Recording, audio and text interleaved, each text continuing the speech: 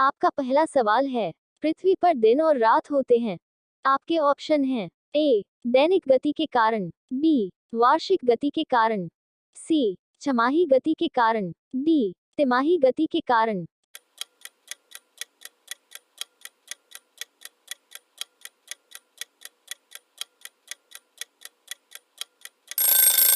आपका सही जवाब हो जाएगा ऑप्शन ए दैनिक गति के कारण। पहले सवाल का विस्तृत रूप से वर्णन। पृथ्वी के अपने अक्ष पर घूर्णन करने के कारण दिन और रात होते हैं। पृथ्वी के घूर्णन करने पर पृथ्वी का जो भाग सूर्य के सामने होता है वहां दिन होता है, और जो भाग सूर्य की विपरीत दिशा में होता है वहां अंधेरा या रात होती है। चूंकि पृथ्वी एक परिक्रमा लगभग 24 घंटे में पूरा करती है, इतना ही समय दिन रात के एक चक्र को पूरा होने में लगता है। आपका दूसरा सवाल है, सबसे बड़ा ग्रह है। आपके ऑप्शन हैं ए बृहस्पति, बी पृथ्वी, सी यूरेनस, डी शुक्र।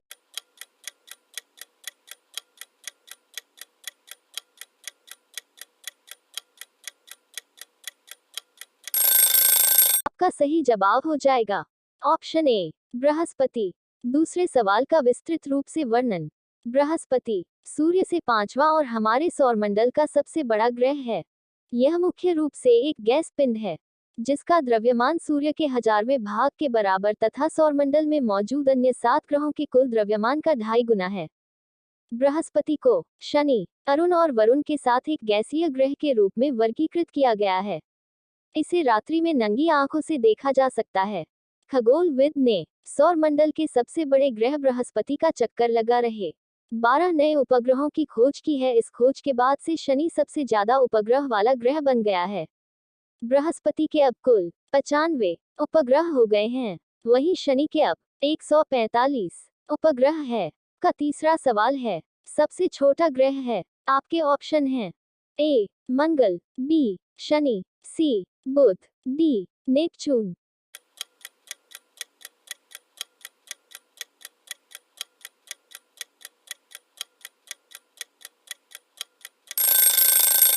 का सही जवाब हो जाएगा ऑप्शन सी बुध। तीसरे सवाल का विस्तृत रूप से वर्णन।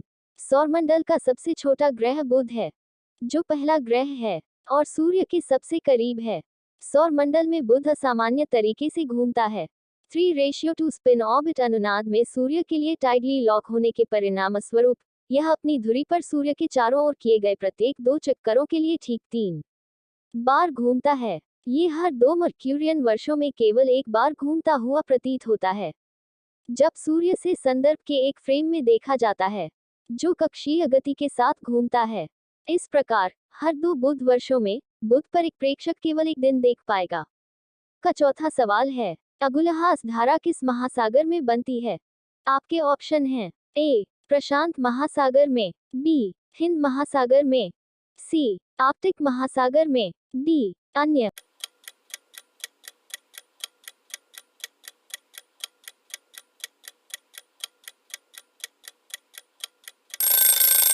आपका सही जवाब हो जाएगा ऑप्शन बी हिंद महासागर में।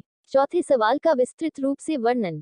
भारतीय महासागर या हिंद महासागर विश्व का तृतीय सबसे बड़ा समुद्र है और पृथ्वी की सतह पर उपस्थित पानी का लगभग 20% भाग इसमें समाहित है। उत्तर में ये भारतीय उपमहाद्वीप से, पश्चिम में पूर्व अफ्रीका, पूर्व में भारत, चीन, सुंदर द्वीप समूह और ऑस्ट्रेलिया तथा दक्षिण में दक्षिण ध्रुवीय महासागर से घिरा है। विश्व में केवल यही एक महासागर है जिसका नाम किसी देश के नाम यानी भारत के नाम पर है। प्राचीन भारतीय ग्रंथों में इसे रत्नाकर कहा गया है। आपका पांचवा सवाल है, पृथ्वी का सबसे भीतर वाला भाग क्रोट किसका बना होता है। आपके ऑप्शन हैं ए तांबा और जस्ता, बी निकेल और तांबा, सी लोहा और जस्ता, डी लोहा और निकेल।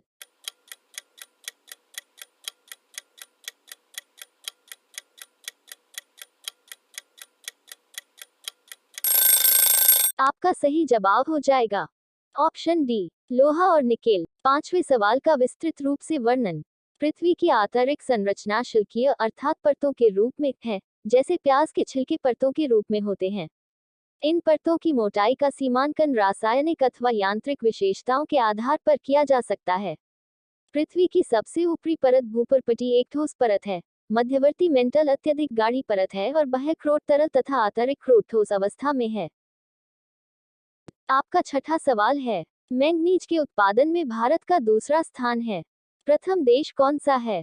आपके ऑप्शन हैं ए फ्रांस, बी रूसी संघ, सी कनाडा, डी संयुक्त राज्य अमेरिका।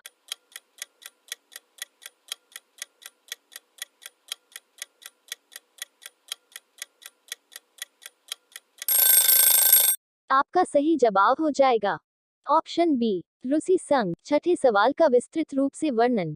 मैंगनीज एक रासायनिक तत्व है जो रासायनिक नजरिए से संक्रमण धातु समूह का सदस्य है। प्रकृति में ये शुद्ध रूप में नहीं मिलता बल्कि अन्य तत्वों के साथ बने यौगिकों में मिलता है, जिनमें अक्सर लोहे के यौगिक शामिल होते हैं।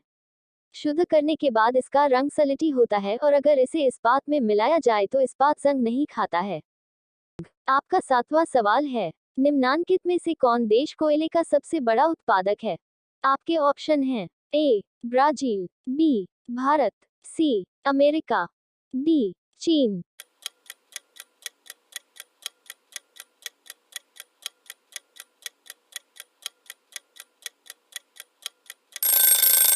आपका सही जवाब हो जाएगा ऑप्शन सी अमेरिका। सातवें सवाल का विस्तृत रूप से वर्णन। कोयला एक ठोस कार्बनिक पदार्थ है जिसको ईंधन के रूप में प्रयोग में लाया जाता है। ऊर्जा के प्रमुख स्रोत के रूप में कोयला अत्यंत महत्वपूर्ण है। कुल प्रयुक्त ऊर्जा का 35% से 40% भाग कोयले से प्राप्त होता है। कोयले से अन्य दहनशील तथा उपयोगी पदार्थ भी प्राप्त किए जाते हैं। ऊर्जा के अन्य स्रोतों में पेट्रोलियम तथा उसके उत्पाद का नाम सर्वोपरि है। विभिन्न प्रकार के कोयले में कार्बन की मात्रा अलग अलग होती है। आपका आठवां सवाल है, इनमें किसको जापान का मैनचेस्टर कहा जाता है? आपके ऑप्शन हैं ए ओसाका, बी टोक्यो, सी नागासाकी, डी याकोहामा।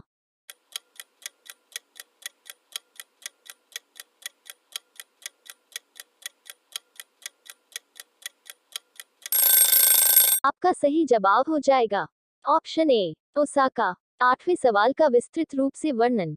ओसाका को जापान के मैनचेस्टर के रूप में जाना जाता है क्योंकि यह जापान का एक महत्वपूर्ण कपड़ा केंद्र है।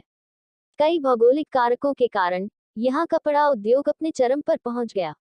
ओसाका मैदानी क्षेत्र में योडो नदी के पास स्थित है।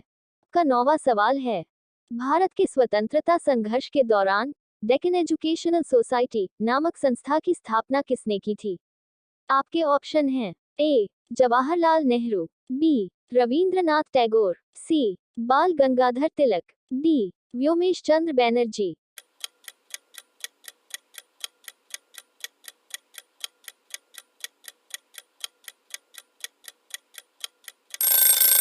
आपका सही जवाब हो जाएगा ऑप्शन सी बाल गंगाधर तिलक। नौवें सवाल का विस्तृत रूप से वर्णन। डेक्कन एजुकेशन सोसाइटी एक ऐसा संगठन है जो भारत के महाराष्ट्र में 43 शिक्षा प्रतिष्ठान चलाता है। ये पुणे में स्थित है। न्यू इंग्लिश स्कूल की स्थापना विष्णु शास्त्री चिपलूणकर और बाल गंगाधर तिलक ने 1880 में पुणे में की थी। डेक्कन एजुकेशन सोसाइटी को उन्होंने 1884 में Gopal Ganesh Agarkar, Mahadev Ballal Namjoshi, V S Apte, V B Kelkar, M S Gole और एन के धर्प के सहयोग से बनाई। आपका 10वां सवाल है, विंध्याचल और सतपुड़ा पहाड़ियों के बीच से होकर बहने वाली नदी है। आपके ऑप्शन हैं ए नर्मदा, बी सिंधु नदी, सी कोसी, डी गोदावरी।